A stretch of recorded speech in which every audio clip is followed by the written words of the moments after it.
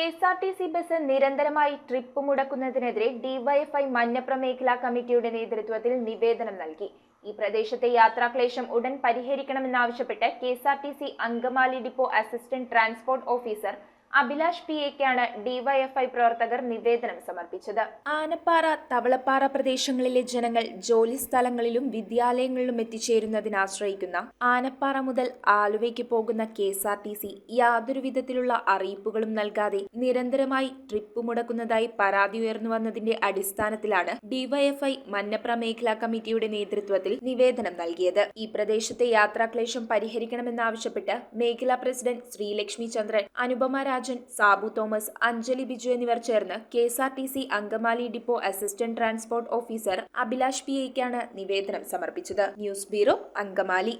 കുറഞ്ഞ പലിശ, കൂടുതൽ പണം, 30 വർഷത്തെ പാരമ്പര്യം, ഹൃദ്യമായ സേവനം, ഞൊടിയിടയിൽ പണം. സൗത്ത് ഇന്ത്യയിലെ 100% വിശ്വസിക്കാവുന്ന സ്ഥാപനം CFL ക്യാപിറ്റൽ ഫിൻസർവ് ലിമിറ്റഡ്. മാറുന്ന ജീവിതം, മാറാത്ത വിശ്വാസം.